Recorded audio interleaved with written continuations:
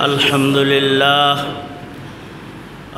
لله وكفى وسلام على عباده الذين اصطفى أما بعد فأعوذ بالله من الشيطان الرجيم بسم الله الرحمن الرحيم يا أيها الذين آمنوا ادخلوا في السلم كافة ولا تتبعوا خطوات الشيطان إنه لكم عدو مبين وقال النبي صلى الله عليه وسلم طلب العلم فريضة على كل مسلم وقال النبي صلى الله عليه وسلم فقيه واحد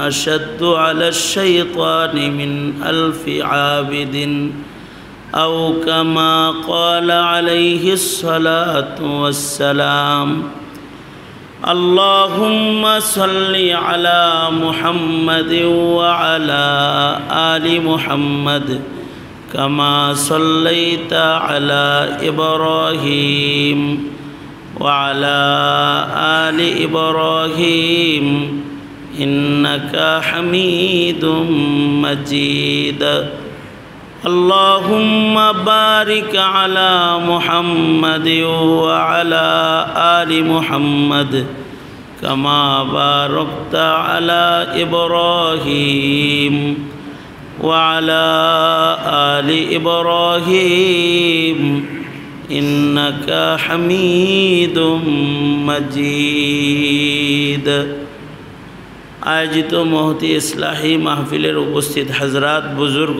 উলামায়ে কেরাম সম্মুখপানে সমবেত দিন প্রিয় ইসলাম প্রিয় দিনদার ইমানদার মুমিন মুসলমান ভাইয়েরা পর্দার আড়াল থেকে আলোচনায় শামিল মজলিসে শরীক হয়েছে সম্মানিত মা বোনেরা আল্লাহর দরবারে শুকর আল্লাহ তাআলা নেক মজলিসে নসিহতের মজলিসে আমাদেরকে শামিল হওয়ার তৌফিক দান করেছেন কালিমাতুশ শুকর পড়ি শুকরিয়া আদায় করি আলহামদুলিল্লাহ আমাদের সকলের একটা গন্তব্য আছে আসল গন্তব্য হলো আল্লাহ পাকের জান্নাত আল্লাহর জান্নাত পর্যন্ত আমাদের পৌঁছতে হবে আল্লাহর জান্নাতে পৌঁছতে হলে একটা গাড়িতে চড়তে হবে যে গাড়ির নাম ইসলাম এটার ভেতরে চড়ে বসতে হবে এবং মুসলিম হতে হবে পূর্ণ আত্মসমর্পণ করে গাড়ির ভেতরে ঢুকে পড়তে হবে দ্বীন-ই ইসলাম আল্লাহর মনোনীত একমাত্র জান্নাতে যাওয়ার গাড়ি এটার ভেতরে সবাই ঢুকতে হবে এবং এই জান্নাতের পথে চলতে রাস্তায় দুশমন আছে দুশমনের চক্রান্ত থেকে নিজেকে বাঁচাইতে হবে কারণ শয়তান যে আছে রাস্তায় সে আমাদের প্রকাশ্য শত্রু আমাদের ধোঁকা দিলে জান্নাত পর্যন্ত পৌঁছা আমাদের জন্য সম্ভব হবে না জান্নাত পর্যন্ত পৌঁছতে আমাদের কোনো বুজুর্গ বলেন দুই শয়তান আছে দুই শয়তানের মাথায় 2 কদম রাখলে দুনিয়া থেকে জান্নাত পর্যন্ত মাত্র 2 কদম এমনিতে তো জান্নাত অনেক দূর জান্নাতের সীমানা শুরু সিদরাতুল মুনতাহা থেকে ইনদা সিদরাতিল মুনতাহা ইনদাহা জান্নাতুল মাওয়া সিদরাতুল মুনতাহা তো অনেক দূর জমিন থেকে প্রথম আকাশের ছাদে যাইতে 1000 বছরের পথ, 7 আসমানের উপরে উঠতে 7000 বছরের পথ, জমিন থেকে আসমান 500 বছর, এক আসমানের দৈর্ঘ্য 500 বছর, 7 আসমানের ছাদে উঠতে মসজিদ বাইতুল মামুর পর্যন্ত 7000 বছরের পথ, আর বাইতুল মামুর থেকে সিদরাতুল মুনতাহা বড়ই গাছ হযরত জিবরাইল আলাইহিস সালামের স্টেশন, এটা আবার 7000 বছরের পথ। 14000 বছরের সফরের দূরত্বে অবস্থান করছে জান্নাতের সীমান্ত এরিয়া। কিন্তু এত দূর যাইতে বিজলির আকারে চলে যাবে মুমিন। তরিকা হলো মাত্র 2 কদম জায়গা মতো রাখবে, 3য় কদম আল্লাহর জান্নাতের চৌকাঠে যায় পড়বে। 2 কদমের ভেতরে 1 কদম পড়বে ইবলিস শয়তানের ঘাড়ে, আর 1 কদম হলো নফস শয়তানের ঘাড়ে। এটা 2টা দুশ্মন আছে আমাদের, একটা হলো ইবলিস শয়তান দুশ্মন, আর একটা হলো নফস দুশ্মন। আমাদের নফস যেটা, এটা নফসের হাকিকত হলো ইন্নান নাফসা লা আম্মারাতুম বিসসু। নফসের হাকিকত এটা, নফসে আম্মারা মানুষদেরকে গুনার দিকে ধাক্কাইতে থাকে, যেটা শয়তানের পছন্দ। আর আরেকটা দুশ্মন হলো শয়তান দুশ্মন, যে মানুষকে গুনাহ করানোর জন্য বিভিন্ন ধরনের ধোঁকা দিতে থাকে, খাতখুতু থাকতে থাকে, কিভাবে মানুষকে ইবাদত থেকে দূরে সরায় গুনার ভেতরে প্রবেশ করানো যায়। কারণ যে গুনায় ঢুকে গেল সে আল্লাহর রহমত থেকে মাহরুম হয়ে গেল, আল্লাহর থেকে দূরে চলে গেল। এ কারণে ইবলিস শয়তান 3 সময় বড় পেরেশান হয়। ইবলিস শয়তান 3 সময় বেশি পেরেশান হয়। একটা সময় হল মানুষ যখন জন্মগ্রহণ করে তখন ইবলিস শয়তানের মাথা খারাপ থাকে। কারণ একটা মানুষের জন্ম মানে হলো ইবলিসের একটা দুশ্মন জন্মগ্রহণ করতেছে, তার দুশ্মনের সংখ্যা বাড়তেছে। এখানে হাদিসে আছে শয়তান এত ক্ষিপ্ত হয় যে ভূমিষ্ঠ সন্তানকে প্রহার করে, সদ্য ভূমিষ্ঠ সন্তানকে সে প্রহার করতে থাকে। শয়তান যদি মস করে, কখনো কখনো জন্মের সময় এই মানুষ ক্ষতিগ্রস্ত হয়ে যায়, অ্যাবনর্মাল হয়ে যায়, পাগল হয়ে যায়। শয়তান মস করলে তো অসুস্থ হয়ে যায়। হযরত আইয়ুব বলেন মাসানিয়া শয়তান, শয়তান মস করছে তো 18 বছর অসুস্থ ছিল। বাচ্চাকে যদি শয়তান মস করে অসুস্থ হয়ে যায়। এ কারণে শয়তান যেন বাচ্চার ক্ষতি করতে না পারে আল্লাহ তাআলা বিধান দিয়েছেন, বাচ্চা জন্মগ্রহণ করার সাথে সাথে ওর কানে আজান ইকামত দিয়ে দাও। যেটা শয়তান ভয় পায়, আজান শুরু হলে, ইকামত শুরু হলে শয়তান দূরে চলে যায়, শয়তান কাছে থাকে না। আজান 7 দিনের মাথায় না, আজান 7 দিনের মাথায় না, ইকামত 7 দিনের মাথায় না, নাম রাখবে না 7 দিনের মাথায়। আজান কখন দিবে?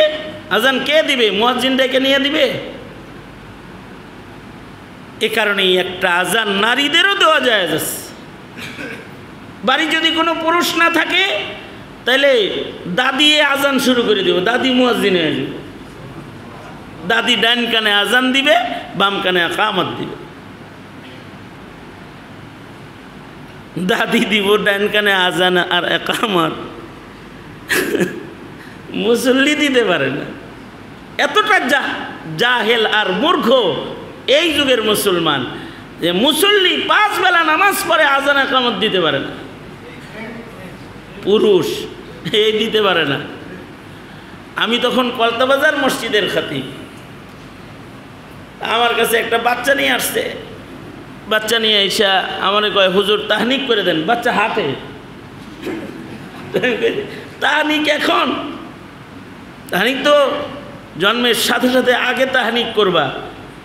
প্রথম খাবার কোনো বুজুর্গের মুখের লালা দিয়ে দিলে, যেমন সাহাবী জন্মগ্রহণ করলে নবী আলাইহিস সালাতু ওয়াস সালাম বাচ্চার মুখের পয়লা খাবার নবীর মুখের থুথু লাগায় দিত।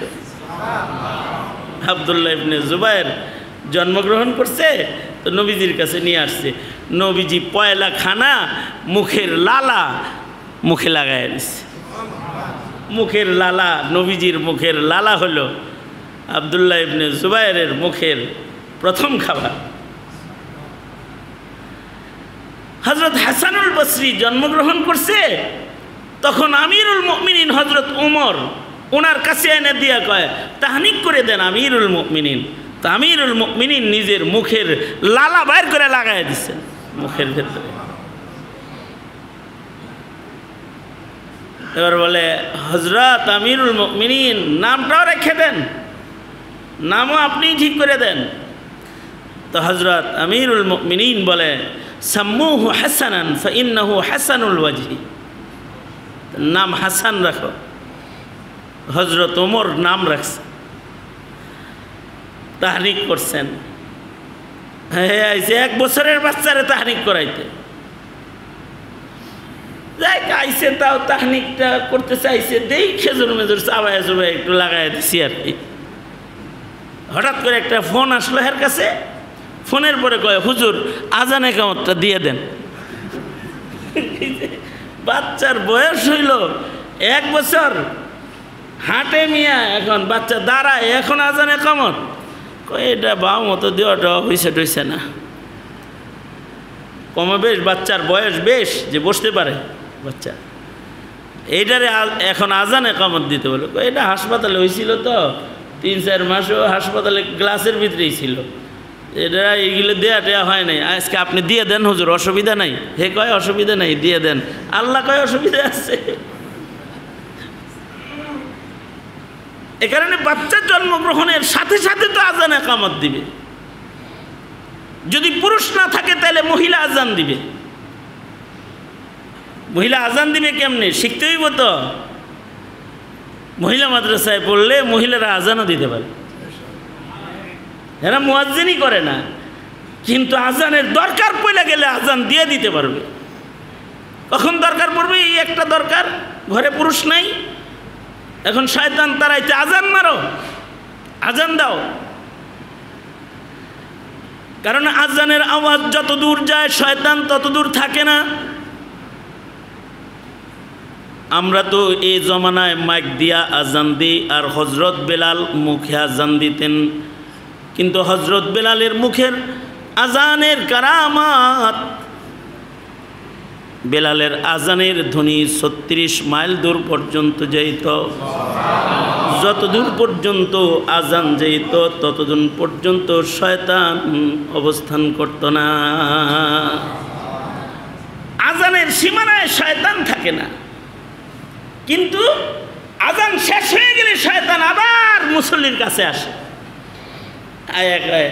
কেবল আজান হয়েছে, জামাত দেরি আছে, পড়ে যাইস না, এগুলো বলতে থাকে।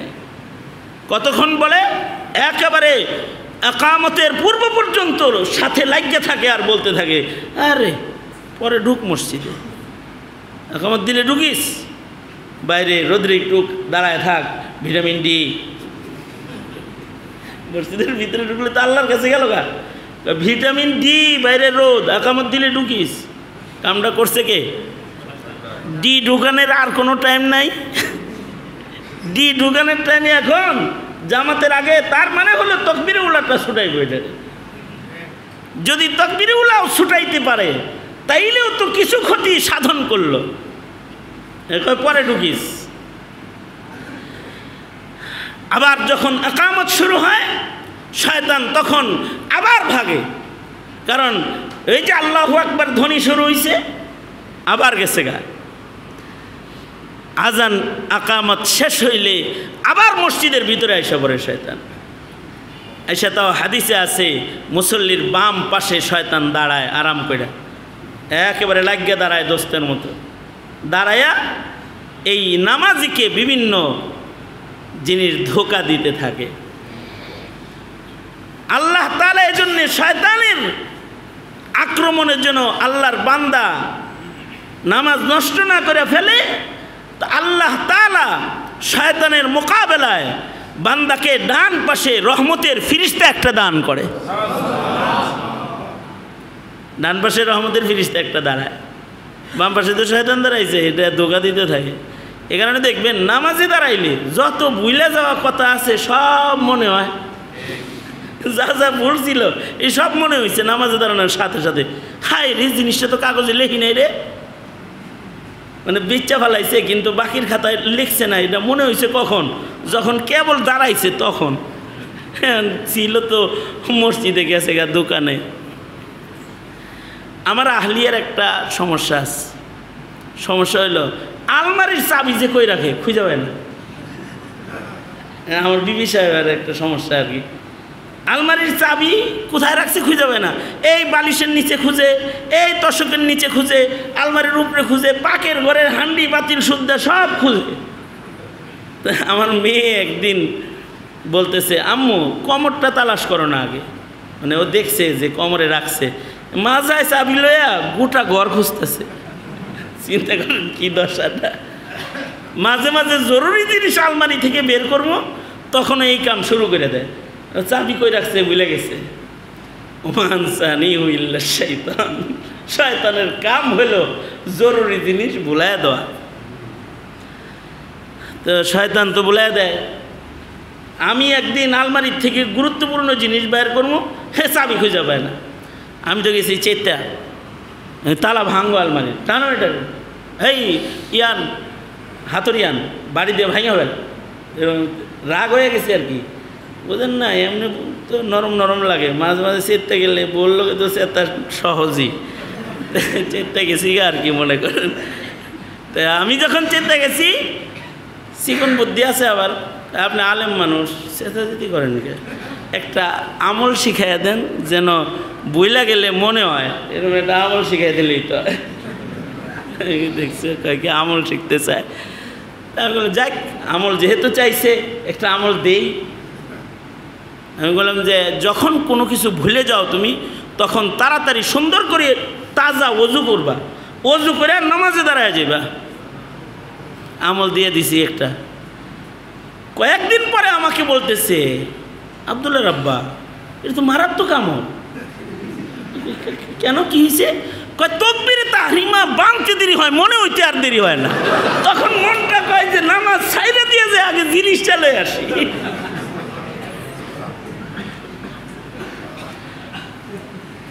এজন্য আল্লাহ বলেন, ইয়া আইয়ুহাল্লাযীনা আমানু দুখুলু ফিস-সিলমি কাফা, ইয়া আইয়ুহাল্লাযীনা আমানু দুখুলু ফিস-সিলমি কাফা ওয়ালা তাত্তাবিউ খুতুওয়াতিশ শাইতান ইন্নাহু লাকুম আদুউম মুবিন। ইমানদারের আল্লাহ পর্যন্ত পৌঁছতে দুশ্মন, প্রকাশ্য দুশ্মন হলো শয়তান।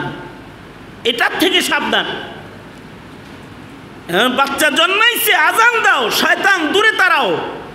আর হাসানুল বসরি বলেন, কাল আল হাসান, তিনি বলেন বাচ্চার কানে আজান আকামত দেওয়ার সাথে সাথে আল্লাহ তাআলা নিজ জিম্মায় ভূমিষ্ঠ সন্তানের কলবের ভেতরে কালিমায়ে শাহাদাত আল্লাহ তাআলা লিখে দেয়, কালিমায়ে তাইয়্যিবা আল্লাহ লিখে দেয়, কলবের ভিতরে কালিমার সিল মেরে দেয় আল্লাহ তাআলা।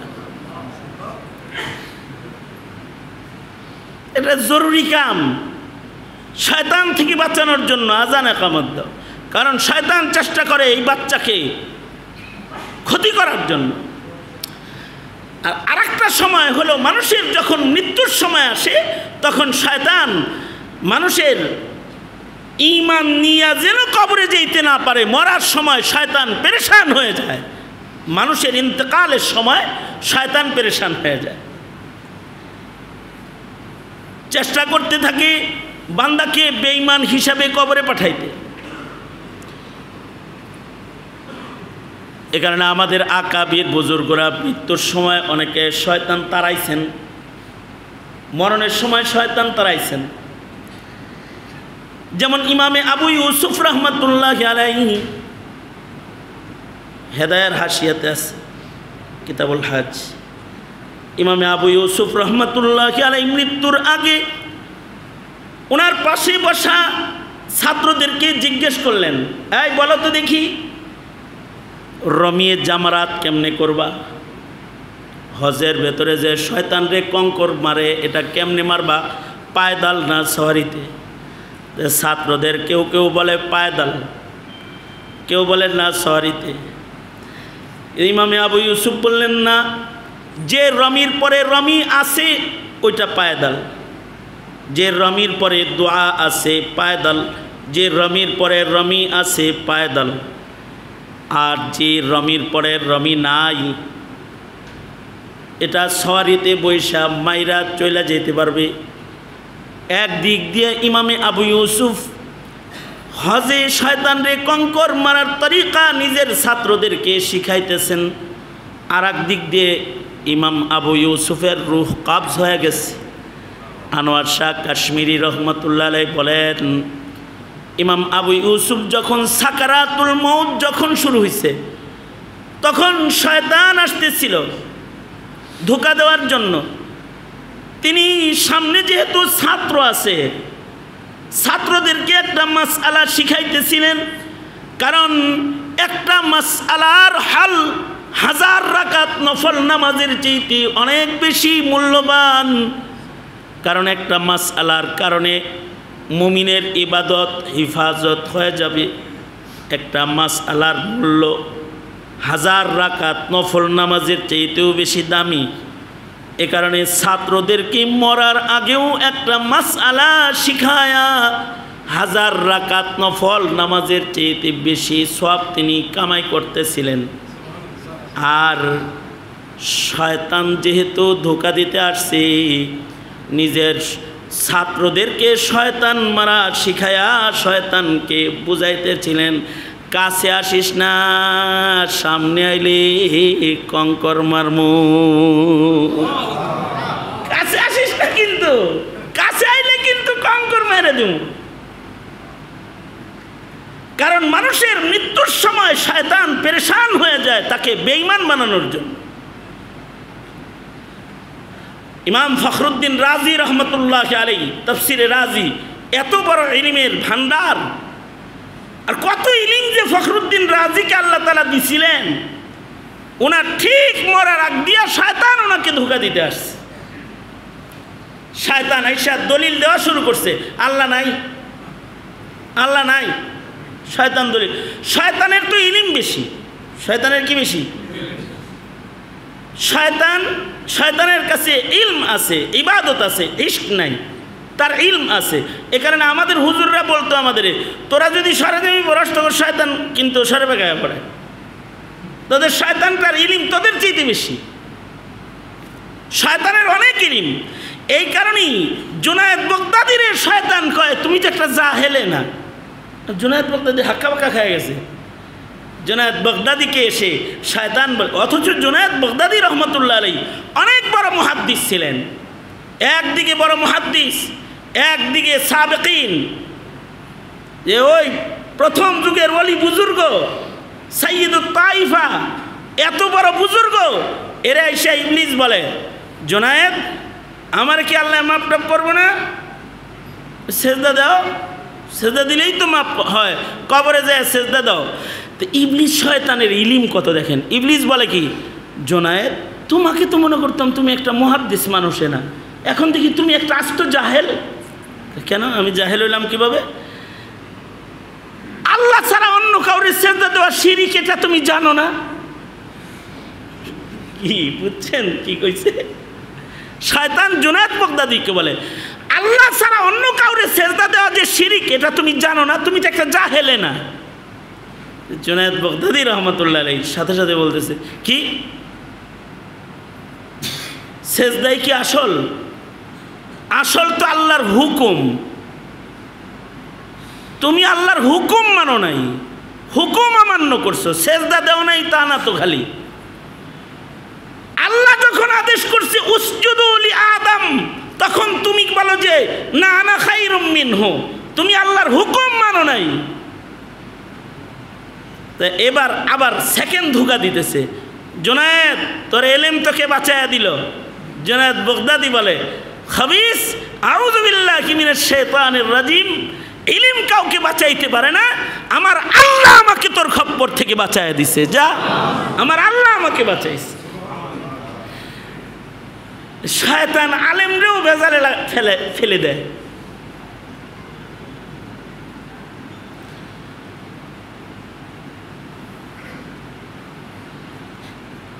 ইমাম ইবনে আব্দুল বার আত-তাজকির কিতাবের নাম, জামিউল উলুম কিতাবের নাম, বড় বড় কিতাব লিখেছেন। মালিকি মাযহাবের অনেক বড় একজন আলেমে দ্বীন ছিলেন। উনি ওনার কিতাবে লিখেছেন ইবলিস শয়তানের চেলারা একদিন ইবলিস শয়তানকে বলতেছে, উস্তাদ, চেলারা তো উস্তাদ কইবই, চেলারা আজাজিলকে বলতেছে, উস্তাদ আপনি অলি মরলে এত খুশি হন না, আবেদ মরলে এত খুশি হন না, আলেম মরলে এত খুশি হন কেন? মানে ছোট শয়তানে বড় শয়তান রেজি গায়, উস্তাদ আপনি অলি মারা গেলে, আবেদ মারা গেলে এত খুশি হন না, আলেম মরলে পরে এত খুশি হন কেন? তো ইবলিস বলে, জিনিসটা ইবনে আব্দুল বার ওনার কিতাবে লিখছেন, জিনিসটা তোমাদেরকে মুখে উত্তর না দিয়া জিনিসটা একটু হাতে কলমে বুঝাইলে ভালো হয় না? ফাইন, হাতে কলমে বুঝাইলেই ভালো হয়। তো ইবলিস শয়তান তার চেলাদেরকে লয়ে গেছে এক বুজুর্গের কাছে, যার কাছে ইবাদত আছে মগর তার কাছে ইলম নাই। তার কাছে কি নাই? ইলম নাই। আনোয়ার শাহ কাশ্মীরি রহমতুল্লাহি আলাইহি উনি বলেছেন শয়তানের ইলম তো এত যে আব্দুল্লাহ তস্তরিকে হাক্কা বাক্কা খাওয়াই দিছে, এত বেশি ইলম। বুখারীর শরার ভিতরে আছে। তো আনোয়ার শাহ কাশ্মীরি রহমতুল্লাহ আলাইহি ওনার শারহুল বুখারীতে লিখেছেন যে আব্দুল্লাহ তস্তরিকে যা বলতেছে শয়তানে, আচ্ছা আল্লাহ আমারে মাফ করবে না কেন? আল্লাহ না বলছে সবার উপরে আল্লাহর রহমত আছে? আল্লাহ বলছেন ওয়াসিআত রাহমাতি, আমার রহমত আমি প্রশস্ত করেছি, আলা কুল্লি শাই, সব শাইয়ের উপরে আল্লাহর রহমত আছে, তো আমি কি শাই না? শয়তান বলতেছে আব্দুল্লাহ তস্তরিকে যে আমি কি শাই না? তা আব্দুল্লাহ তস্তরি তখন আর কোনো উত্তর দেয় নাই, উনি ঝুমা শুরু করছেন। আনোয়ার শাহ কাশ্মীরি বলে আব্দুল্লাহ তস্তরির কাছে ইলম নাই, উনি ফকিহ না, এ কারণে উত্তর দিতে পারে নাই। আমি আনোয়ার শাহ কাশ্মীরি যদি ওখানে বসে থাকতাম তাইলে বলতাম, শয়তান কোথাকার, আজাজিল, আল্লাহর রহমত তো প্রশস্ত, কিন্তু আল্লাহর রহমত নেওয়ার জন্য তোর রহমতের ভিতরে ঢুকা লাগবো তো, তুই তো ঢুকোস না রহমতে। রহমত তো প্রশস্ত কিন্তু তুই তো ঢুকোস না। কিন্তু আব্দুল্লাহ তস্তরি এটা বলেন নাই, উনি এই উত্তরটা ওনার মুখ দিয়ে আসতেছিল না। এই হইল শয়তানের ইলমি পাণ্ডিত্য। এইরকম ইলম শয়তানের কাছে আছে। ইমাম ইবনে আব্দুল বার বলেন এ শয়তান তার চেলাদেরকে লইয়া অলি বুজুর্গের কাছে গেছে, যে অলি বুজুর্গের কাছে যে বলতেছে, যা বলতেছে এটা শোনার আগে আমার সাথে আপনারা একটু কথা বলেন। একটা হলো আপনাদের এলাকায় মুরগি যে ডিম পারে, এক একটা ডিম কত বড় হবে? 2 কেজি তো কমপক্ষে বড়, নাকি বলেন? হ্যাঁ, কতটুকুন বড়? হ্যাঁ, এরকম না, ছোট না? আর এটার ভেতরের যা আছে এটা সংরক্ষণ করার জন্য, ডিমের উপরের চামড়া ভাঙ্গার জন্য তো মিনিমাম একটা হাতুড়ি অথবা হাম্বল দিস্তা লাগবো, নাকি বলেন? হ্যাঁ, নাকি উঙ্গুলি দিয়ে টোকা দিলে পরে ওটা ফাইটা যায়? হ্যাঁ, টোকা দিলে ফাইটা যায়। ছোট্ট একটা ডিম, এর ভেতরের জায়গাই বা কতটুকুন? অল্প জায়গা। এবার আর একটা প্রশ্ন, সেটা হলো 7 আসমান আর জমিন এবং এর ভেতরে যা আছে, এই ভেতরের জায়গাটা কত বড়, অথবা 7 আসমান জমিনের আয়তনটা কত বড়, এইটা মাপার মতো যোগ্যতা কি দুনিয়ার কোনো মানুষের আছে? যদি খালি এর দিকে তাকাই তাহলে আসমান জমিন কত বড় এটা বলা সম্ভব হবে না, তবে মুখ দিয়ে বেরোয় যাবে আল্লাহু আকবার, আল্লাহু আকবার। তার মানে এ আসমান যত বড়, তাহলে যিনি এটা বানাইছেন তিনি কত বড়, আল্লাহু আকবার কাবীরা, এইটা মুখ দিয়ে বের হবে। এখন প্রশ্ন হইল, আজাজিল শয়তানে চেলাচামুন্ডা সহ সব যাইয়া অলিরে প্রশ্ন করতেছে, বুজুর্গ আমি সাপ মনে করেন সাল লাগেন না লোক, আর কি সাল আছে কিন্তু ইলিমের মাল নাই, এরকম একজনকে যায় বলতেছে কি, ইবলিস বলে আচ্ছা বলেন তো, কেউ যদি দাবি করে যে 7 আসমান জমিনকে ডিমের ভিতরে ঢুকায় ফেলবে আর ডিমের খোসাটা পর্যন্ত ফেটে যাবে না, আর 7 আসমান জমিনের ভেতরে যা আছে এইগুলোর অস্তিত্বও নষ্ট হবে না, জায়গাটা জায়গায় থাকবে, সূর্য সূর্যের জায়গায় থাকবে, চন্দ্র চন্দ্রের জায়গায় থাকবে, আমি মানুষ জায়গাটা জায়গায় বসে থাকবো, সব ঠিকও থাকবে, আবার আসমান জমিনকে ডিমের ভিতরে ঢুকাবে, এটা যদি কেউ দাবি করে এইটা কি কোনোদিন সম্ভব? এই কথা যখন বলছে জাহেল তো না, এটা কোনোদিন সম্ভব হয় নাকি, এটা কঠিন কালেও সম্ভব হয় না, কেউ দাবি করলে এটা তার দাবিটা সত্য দাবি না। এখন ইবলিস বলে দেখো, ও কিন্তু কেউ পারবে না ইল্লাল্লাহটা বলে নাই, কেউ পারবে না ইল্লাল্লাহ, কিন্তু কাদের মুতলাক আল্লাহ তাআলা পারবেন, ঠিক কিনা জোরে আওয়াজ করে বলেন। ও কিন্তু ইল্লাল্লাহ এটা বলে নাই, আল্লাহ ছাড়া কেউ পারবে না, একমাত্র আল্লাহ পারবে এটা বলে নাই। জাহেল হওয়ার কারণে ওর মাথায় এটা নাই, ওর মুতলাক কথার ভেতরে ওর রবের কাদের মুতলাক হালাতকে ও নিজের অজান্তে সে অস্বীকার করে ফেলেছে। এই ধোঁকা দিয়া ওকে ছোটোখাটো একটা আসামি আমি কেবলমাত্র হাসরের মাঠের জন্য বানায় রেখে আসলাম। কিন্তু আলেম মারা গেলে আমি খুশি হই, কারণ আলেমের কাছে ইলম আছে, আলেম তার ইলমের নূর দিয়া আমি ইবলিসের বান্দরামি দেখা ফেলায়, তাকে ধোঁকা দেওয়া যায় না। চলো যাই, একজন আলেম দ্বীনের কাছে যাই, একজন ফকিহের কাছে যাই, একজন মুফতি ফকিহের কাছে যায়। ইবলিস বলে 7 আসমান জমিনও তার ভেতরের সব কিছু অস্তিত্ব ঠিক রেখে কেউ কি এটাকে ডিমের খোসার ভেতরে ঢুকাইতে পারবেনি? এ কথা শোনার পরে বলে কেউ পারবে না, কিন্তু একজন পারবে, তিনি হলেন আমার মালিক আল্লাহ। ইদা আরাদা শাইআন আইয়াকুলা লাহু কুন ফায়াকুন। কেউ পারবে না, কিন্তু আমার আল্লাহ যদি ইরাদা করেন তাইলে এটা হয়ে যাবে। আল্লাহু আকবার কাবীরা। বুঝছো তো এবার মোল্লা মোল্লে খুশি কি লেগে হয়? আল্লাহর রাসূল সাল্লাল্লাহু আলাইহি ওয়াসাল্লাম বলেন ফকিহুন ওয়াহিদুন আশাদ্দু আলা শাইতানি মিন আলফি আবিদিন। মোল্লার কাছে ধরা খায়া যায় শয়তান, একমাত্র মৌলবী পারে শয়তানকে আটকায় ফেলতে, শয়তানকে আটকায় ফেলতে পারে। কিন্তু শয়তান আলেমকেও তার ইলমের দ্বারায়, শয়তান তার ইলমের দ্বারায় আলেমের ইলমকে কেটে তার ঈমান নষ্ট করার চেষ্টা করে, যেমনটি করেছেন ফখরুদ্দিন রাজি রহমতুল্লাহ আলাইহিকে। মৃত্যুর আগে 100 দলিল দিছে আল্লাহ নাই, আর ফখরুদ্দিন রাজি 100টাই কাটছে আল্লাহ আছে। শেষ বেলায় যখন তর্ক চলতেছে, ফখরুদ্দিন রাজি রহমতুল্লাহ শায়েখ ওনার কামরায় এসে পড়েছেন, এসে বলেন শয়তানের লোকে ধস্তাধস্তি করতেছিস কে? এই শেষ সময়ে ডাইরেক্ট বলে দে বিনা দলিলে আল্লাহ আছে, দলিল দরকার নাই, এটা বলে দে শয়তানকে। তো উনি বলছেন বিনা দলিলে আল্লাহ আছে, লা ইলাহা ইল্লাল্লাহ, এটা উচ্চারণ করছেন আর ওনার রূহ কবজ হয়ে গেছে, কালেমা পড়ে ওনার ইন্তেকাল হয়ে গেছে। শয়তান নবীদের কাছে আটকা পড়ে যেত, শয়তান আলেমদের কাছে আটকা পড়ে, ইলমের কাছে শয়তান দুর্বল। এ কারণেই কাতিবে ওহী আমিরে মুআবিয়া শয়তানকে ধরে ফেলাইছিল, নবীজি শয়তানকে ধরছে। নবী আলাইহিস সালাতু ওয়াস সালাম নামাজ পড়তেছেন, শয়তান সামনে আইসা নামাজে খলাল ডালতেছে। তো আল্লাহর রাসূল সাল্লাল্লাহু আলাইহি ওয়াসাল্লাম ওকে ধরছে, ধইরা নবীজি বলেন, আমার নামাজের সামনে এসে দুষ্টামি করা, আমি যদি ইচ্ছা করি তাহলে এখন মসজিদের সুতুনের সাথে তোকে বেঁধে রেখে যেতে পারি।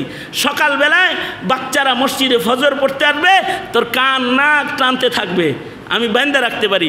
কিন্তু আমার ভাই সুলাইমানকে তোদের উপরে রাজত্ব দেওয়া হয়েছিল, আমি আমার ভাইয়ের রাজত্বের ভেতরে হাত ঢুকাইলাম না, মাফ করে দিলাম। তো ভবিষ্যতে এমনটি কখনো করিস না। হযরত আমিরে মুআবিয়া ওইরকম শয়তানরে একদিন আটকায় ফেলাইছে, ধরে ফেলাইছে। এই তুই আসছিস কেমনে রে, ঘরে তো কেউ ছিল না? আমি তো আপনার লোকেই থাকি, আসার কি আছে? মানে শেষ রাত্রে তাহাজ্জুদের সময় আমিরে মুআবিয়াকে শয়তান ডাকতেছে, উস্তাদ ওঠেন, তাহাজ্জুদ পড়বেন না? ডাকতেছে। তো উনি ধরে ফেলাইছে, ধরে তুই কোথায় এলি? আমি তো সাথেই থাকি, আমি শয়তান। তুই নামাজ পড়াইতে আইছিস কেন? কারণ আছে, এর ভিতরেই ফায়দা, নামাজ পড়ানোর ভিতরেই ফায়দা। কেন? কয় কিছুদিন আগে পড়তে দিইনি, সারাদিন কানছেন, পরে তো সারাদিন আবার কানবেন, কানলে আল্লাহ বেশি খুশি হয়ে যায়। নামাজ পড়েন তো আপনি, ওইটা এই সমস্ত কথা টথা কয়েন টয়েন। আল্লাহর রাসূল সাল্লাল্লাহু আলাইহি ওয়াসাল্লাম একবার হযরত আবু হুরায়রাকে গনিমতের মালের পাহারাদারি দিয়েছেন, যে আবু হুরায়রা গনিমতের মাল পাহারাদার, তুমি রাতের বেলায় পাহারা দিতেছে, চোর আইছে চুরি করতে। আবু হুরায়রা চোরকে ধরে ফেলাইছে। মুমিনের হৃদয় তো নরম, কাফেরের হৃদয় হলো শক্ত। ইসরায়েলের হৃদয় শক্ত, কাফের ওরা পাথর পূজা করে, এ কারণে ওদের হৃদয় শক্ত। কিন্তু মুমিন রহমানের গোলামি করে, এ কারণে মুমিনের হৃদয়ে রহম ভরা ভরা রহম। চোর তো ধরছে, চোরে কয় ভুল হয়ে গেছে, অভাবের কারণে চুরিটা করছি, আহার জীবনে চুরি করতাম না, মেহরবানি করে মাফ করে দেন, রাতে নন্দ করে আইসি, ইজ্জতের উপরে হামলা করেন না, বাচ্চাগুলো না খায় রয়েছে, এগুলো কইতাছে আর কি। তো হযরত আবু হুরায়রা উনি তো মুকাসসিরিন সাহাবাদের একজন, ৫,০০০-এর উপরে হাদিস বর্ণনা করেছেন, একাই, ইলম বেশি, বড় আলেম। তো উনি মাফ করে দিচ্ছেন, যা ছেড়ে দিলাম, আর চুরি করিস না কিন্তু, যা ভালো হয়ে যাস, যা যা যা, ছেড়ে দিস। হযরত আবু হুরায়রা সকালবেলায় মসজিদে গেলে আল্লাহর রাসূল বলে, আবু হুরায়রা রাত্রে যে চোর আইছিল এর খবর কি? আল্লাহর রাসূল বললেন, কি খবর? কি চোরের খবর রাত্রের? হযরত আবু হুরায়রা বলে, আইছিল, ছাইরা দিছি। ছাড়ছো কেন? ওয়াদা করছে নবী আর চুরি করবে না, আর এই আকাম কুকাম করবে না, আমার কাছে ওয়াদা করছে, এর লেগে ছেড়ে দিছি। তা আল্লাহর রাসূল বললেন, মিথ্যা কথা বলছে, সতর্ক থাইকো, আবার আসবে। পরের দিন রাত্রে তো হেমিয়া আবার আইছে, হযরত আবু হুরায়রা আবার ধরে ফেলাইছে, ধরে কয়ে আসছো কেন? ভুল হয়ে গেছে, এই দ্বিতীয়বারের মতো, মাফ করে দেন, আর কোনোদিন এইগুলো করতেছি না, আমি ভালো হয়ে গেছি, ভালো হয়ে গেলাম। তো ছেড়ে দিছে। নবীজি আবার জিগায়, আবার আসছিল? জি হুজুর। ধরো নাই? ধরছিলাম। কই? ছেড়ে দিছি। কেন? না, এবার খুব একেবারে ১ নাম্বার তওবা করছে, আর জীবনে কোনোদিন অন্যায় করতো না, ও 1 নাম্বার তওবা করছে। তা আল্লাহর রাসূল বললেন, ও 1 নাম্বার, আবার আইব রাত্রে, সতর্ক থাইগো। পরের রাত্রে আবার আইছে, তো হযরত আবু হুরায়রা আবার ধরে ফেলাইছে, ধরছে। পরে নবী বলছে, তুই আবার আইবি, ঠিকই আইছস রে তুই, তোরে আর ছাড়তাছি না আমি। এ বান্দা ফেলছে, খুঁটির সাথে বান্দা রেখে দিছে, ছেড়ে দিন না, তোরে আর ছাড়বো না। ওকে দেখেন, বান্দেন না, ছেড়ে দেন, আমি আপনার একটা ইলম শিখাই, আমি আপনাকে একটা ইলম শিখাবো, যদি ছেড়ে দেন। কি ইলম শিখাবি? এমন একটা ইলম শিখাবো, যেই ইলম আপনি হাসিল করলে চোর ডাকাত আর আপনার কোনো ক্ষতি টতি করতে পারবে না কখনো। চিন্তা করলে হযরত চিন্তা করলেন যে চোরের কাছ থেকে এই চোর খেদায় না, ইলমটা শিখাইল। আর ইলমের আশেক ছিলেন, তো ইলমের আশেক হইতে হয়। যারা ইলমের আশেক হয় তারা মাদ্রাসার ডাল খায়, তাদের কষ্ট হয় না। যারা ইলমের আশেক হয় তারা সারা জীবন এক জামা পরে অল্প বেতনে মাদ্রাসায় জীবন কাটায় দিলেও তাদের কষ্ট হয় না। যারা ইলমের আশেক হয় তারা চিল্লা লাগায়া মসজিদে ঘুমায়া নিজে রান্না করে নিজে খায়াও তাদের কষ্ট হয় না। ও ইলমের ইশক তার সকল কষ্টকে ভুলায় দেয়। ইলমের জন্য যন্ত্রণা লাগে, যন্ত্রণা। হযরত আয়েশা সিদ্দিকা রাদিয়াল্লাহু আনহা একদিন কসম করে ফেললেন, আব্দুল্লাহ ইবনে জুবাইরের উপরে কসম খাইছে, তোর সাথে আর জীবনে কোনোদিন কথা বলবো না, আল্লাহর কসম তুই আমার ঘরে জীবনে কোনোদিন আর আসবি না। হযরত আয়েশা সিদ্দিকা তো নারীদের ভেতরে সবচেয়ে বড় আলেমা, প্রথম হাফিজুল কোরআন, সবচেয়ে বেশি হাদিস রেওয়ায়াতকারী নারীদের মধ্যে। হযরত উম্মুল মুমিনিনের কাছে আবু বকর উমর থেকে শুরু করে সকল সাহাবায়ে কেরাম যারা কিবারে সাহাবা এরা সবাই রুজু করত, ওনার কাছে আসতো। এত ইলম আল্লাহ তাআলা উম্মুল মুমিনিন হযরত আয়েশাকে দিয়েছিলেন। হযরত আয়েশা ঘরের ভেতরে পর্দা ছিল, পর্দার ওই পাশে ছাত্ররা বসতো, উনি পর্দার বাইরে থেকে হাদিস বলতেন, ওনার কাছ থেকে ছাত্ররা হাদিস শুনত। তবে হাদিস শুনতেও ওনার কাছে ভর্তি হইতে হইতো, ওনার কাছে ভর্তি হয়ে হাদিস পড়া লাগতো, ছাত্র হওয়া লাগতো। তো উনি আব্দুল্লাহ ইবনে জুবাইর তো একদিক দিয়া ভাগনা, আর একদিক দিয়া আবার হইল ছাত্র, ওনার কাছে পড়ে। কসম খাইছে তোমার সাথে জীবনে আর কোনোদিন আমি কথা বলবো না, আমার ঘরে তুমি কোনো দিন আর প্রবেশ করবা না, কসম খাইছে। কসম খাওয়ার পরে তো আব্দুল্লাহ ইবনে জুবাইর তো পাগল হয়ে গেছে, হায় রে আর ঢুকতে পারবো না আম্মাজির কাছে, যে আর পড়তে পারব না, ইলম হাসিল করতে পারবো না, কসম করে বসলো, পাগল হয়ে গেছে। তো উনি চালাকি করে করছে কি, দুই আনসারি বাচ্চাকে বন্ধুকে রেডি করছে, রেডি করে কইছে তোরা দরখাস্ত দে, আম্মা জান আমরা আপনার শাগরেদ হতে চাই, ছাত্র হতে চাই, আপনার কাছে হাদিস পড়তে চাই। সাবধান আমার নাম লিখিস না, কিন্তু আমার নামে কসম খাইছে, আমার ঘরে ঢুকতে মানা করছে, তোরা তোদের নামে দরখাস্ত দে, মানে ভর্তি ফরম পুরা কর। তো ভর্তি ফরমে এখন এই যে মাদ্রাসার ভর্তি ফরমের আমল চলছে এখন, তো এই দুই সাহাবী ভর্তি ফরম পুরা করছে। আম্মা জান আপনার কাছে নিয়মিত আমরা একটা সময় হাদিস পড়তে চাই, কোন টাইমে আসতে পারি, ওই টাইমে আমরা আপনার শাগরেদ হব। তো আম্মা জান বলছে ঠিক আছে, দিনের বেলায় অমুক টাইমে আইসো। দুইজন আইছে টাইম মতো, আব্দুল্লাহ ইবনে জুবাইরও সাথে আইছে। এবার কয় এখন এখান থেকে একটা নতুন চিঠি দে, সেটা হইল আম্মা জান আমাদের বন্ধুবান্ধব কিছু আমাদের সাথে চলে এসেছে, তাদেরকে কি আপনার ঘরে আমরা প্রবেশ করাইতে পারি? নতুন চিঠি দে। এবার নতুন চিঠি দিতেছে, আম্মা জান আমরা দুইজন তো আসছি, কিন্তু আমাদের সাথে আমাদের কিছু বন্ধুরা চলে এসেছে, আপনার কাছ থেকে ইলম শিখবে, আমরা কি তাকে নিয়ে ঢুকতে পারি? আম্মা জান বলেন ঠিক আছে ঢুকে পড়ো, যারা যারা আসছে সবাই ঢুকায় দাও, কেতমানে ইলম হারাম না, যারা যারা আসছে সবাই ঢুকায় দাও, সবার ঘরে ঢুকার অনুমতি প্রদান করা হলো। আব্দুল্লাহ ইবনে জুবাইর বলে ফাঁক দিয়ে তো আমার অনুমতি হয়ে গেছে, আমি ভিতরে ঢুকে পড়ছি, তো উনি ভিতরে ঢুকছে। সবার সাথে পর্দা থাকলেও খালার সাথে তো ভাগ্নের পর্দা নাই, তো সবাই ভিতরে ঢুকছে। আর ভিতরে ঢুকার অনুমতি যখন পাইছে সবাই পর্দার বাইরে বসেছে, আর আব্দুল্লাহ ইবনে জুবাইর তিনি যায়া সরাসরি আম্মা জানের পায়ে ধরছে, জড়ায় ধরে কান্না শুরু করছে, আপনি কসম করছেন আমার সাথে কথা বলেন না, আপনার ঘরে আমারে আসতে দেন না, আল্লাহ তাআলা আমার উপরে নারাজ হবে না, আপনি উম্মুল মুমিনিন আমারে মাফ করে দেন, আমার কি উপায় হবে এই অবস্থায় যদি আমার মৃত্যু হয়ে যায়। খুব কান্নাকাটি করছেন, এমন ভাবে যে পাও ধরে কান্না শুরু করছেন যে উস্তাদ, মহিলা উস্তাদ শাগরেদের উপরে খুশি হয়ে গেছে।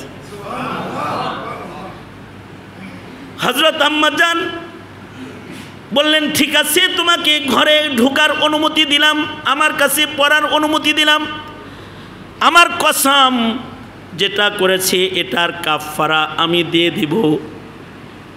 ওই জমানায় কসমের কাফারা ছিল গোলাম আজাদ করা, কেউ যদি তার কসম ভাঙে তাহলে গোলাম আজাদ করতে হয়। হযরত আয়েশা সিদ্দিকার তাকওয়াল্লাহ এটা একটা গোলাম আজাদ করলে কসমের কাফারা হয়ে যায়, কিন্তু আল্লাহর জাতের নামে কসম করে বলেছে ভাগনার সাথে কথা বলবে না। এই কসমটা যে ভাঙছেন ওনার তাকওয়াল্লাহ হলো একটা গোলাম নয়, আম্মাজান আয়েশার জীবনে এই একটা কসম ভাঙ্গার জন্য 40টা গোলাম তিনি আজাদ করেছেন। 40টা গোলাম নিজে কিনা আজাদ করছেন এক কসম ভাঙ্গার অপরাধ থেকে মুক্তি নেওয়ার জন্য। ইলম এটার জন্য আগ্রহ থাকা লাগে, তো ইলম প্রেমিক হইতে হয়, প্রেম ছাড়া ইলম হাসিল করা যায় না। ইলমের জন্য মুহাব্বত লাগে, মুহাব্বত, ইলমের জন্য কোরবানি লাগে, কষ্ট লাগে। যারা ইলমে দ্বীনের আশিক হয় তারা ইলমে দ্বীন শিখার জন্য কোরবানি দিতেও প্রস্তুত হয়ে যায়, তাদের কোরবানি দিতে আর ইলমে দ্বীনের প্রতি তাদের আগ্রহ বেশি থাকে। আবু হুরায়রার তো ইলমের আগ্রহ বেশি, এ কারণে আবু হুরায়রার জীবনে ইলমের কোরবানি বেশি। উনি বলেন না খেয়ে থাকতে থাকতে আমারে মনে করতো যে আমি মৃগী রোগী, মানুষ আমার নাকের ভেতরে জুতা চেপে ধরতো আর আমাকে মৃগী রোগী মনে করত। না, আমি ইলমের পাগল, নবীর মুখের হাদিস শোনার জন্য নবীর কদমে ক্ষুধার্ত পরে থাকতে থাকতে ক্ষুধার যন্ত্রণায় আমি মৃগী রোগী হয়ে যেতাম। এই রকম কুরবানি যার ইলমের জন্য। ইবলিস শয়তান হেরে কয় ছাইরা দাও ইলম শিখামু, ওনার তো ইলমের প্রতি একটা শোক বেশি। ঠিক আছে, তাই ইলম শিখা ছেড়ে দিব। কয় যে আয়াতুল কুরসি বইর রাত্রে, আয়াতুল কুরসি পড়বা, আয়াতুল কুরসি পড়লে শয়তান আর তোমার ধরতে ধরতে পারবো না। মানে আয়াতুল কুরসির আমল দিছে আর কি। আয়াতুল কুরসির আমল শিখা হযরত আবু হুরায়রা খুশি হয়ে গেছে, শয়তানরে ছেড়ে দিছে। নবীজির কাছে আবার গেছে এবং ওয়াদা করে গেছে আর আসবো না, এই তুমি আয়াতুল কুরসির আমলও দিয়ে গেলাম তো আর আমি কোনোদিন আসবো না। নবীজির কাছে সকালবেলায় গেছে, যা বলে আল্লাহর রসুল বলে আবু হুরায়রা আইছিল নি? হে আইছিল? আইছিল। কই? কাঠ বানছিলাম, পরে ছাইরা দিছি। কি লেগে ছাইরা দিছ? দারুণ একটা ইলিম শিখাইছে আমাকে। কি ইলিম শিখাইছে? আয়াতুল কুরসির আমল করতে কইছে আমারে, আমলটা শিখাইছে দেখা এই জন্য ছাইরা দিছি। আর সে বলছে আর কোনো দিন চুরি করবে না। তা আল্লাহর রসুল বললেন আমল তো ঠিকই শিখাইছে, কিন্তু ওয়াদাটা ঠিক দিচ্ছে না, কারণ ও মানুষ না, ও শয়তান। ও কি জোরে আওয়াজ করে বলেন, ও শয়তান। আমলটা ঠিকই শিখাইছে, আয়াতুল কুরসির আমল যেটা তোমাকে শিখাইছে এটা সহি শিখাইছে, কিন্তু বাকি ওয়াদা টোয়াদা যা করছে এগুলো সব মিছা। কিন্তু আবার কিন্তু আয়া পড়ব।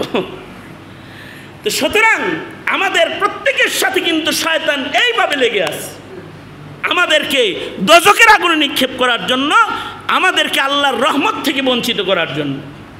সাবধান, শয়তানের ফিরিবে পড়া যাবে না। শয়তান ধোঁকা দিবে কতক্ষণ? মরণ পর্যন্ত। জন্মের থেকে মারামারি শুরু হইব, একেবারে মরণ পর্যন্ত ধোঁকা দিবে। মৃত্যুর সময় শয়তান ধোঁকা দেয় আর পেরেশান হয়। শয়তানের পেরেশানির সবচেয়ে ভয়ঙ্কর মুহূর্তগুলোর ভেতরে একটি মুহূর্ত হলো মানুষ যখন ইবাদতে দাঁড়িয়ে যায় শয়তান তখন পেরেশান হয়ে যায়। যেমন আপনারা এই ওয়াজে আইছেন না, শয়তান পেরেশান, আরে আইয়ুবের ওয়াজ শুনুন লাগে বেটা, বাইর কইতাছে। কিন্তু এইগুলো তো তুই জানোসি, জানা কথা আর জীবনে কত শুনবি, এগুলো বলতেছে। নামাজে দাঁড়াইবেন ধোঁকা দিবে, তিলাওয়াত করবেন ধোঁকা দিবে, কারণ মুমিনের ইবাদত হোক এটা ইবলিস শয়তান চায় না। আর ইবলিস শয়তান থেকে বাঁচতে ইলমে দ্বীন লাগবে, ইবলিস শয়তান থেকে বাঁচতে সোহবতে আহলুল্লাহ লাগবে। কারণ যার কাছে ইলিম থাকে শয়তান তাকে ভয় পায়, যারা সোহবতের আলো দিয়া নিজের তাসকিয়াতুন নুফুস করে ফেলে শয়তান তাদের কাছে পরাজিত হয়ে যায়। এ কারণে ইসলামের গাড়িতে ঠিকঠাক মতো বসে থাকতে আর ইসলামের গাড়িতে চড়ে আল্লাহর জান্নাত পর্যন্ত পৌঁছতে আল্লাহ তাআলা বলেন ওয়ালা তাত্তাবিউ খুতুওয়াতিশ শাইতান ইন্নাহু লাকুম আদুউম মুবিন। সুতরাং আমাদের কদম কদম চলতে ইবলিস শয়তান যে আমাদের পিছনে লাগা আছে এটা আমরা খেয়াল রাখবো ইনশাআল্লাহ।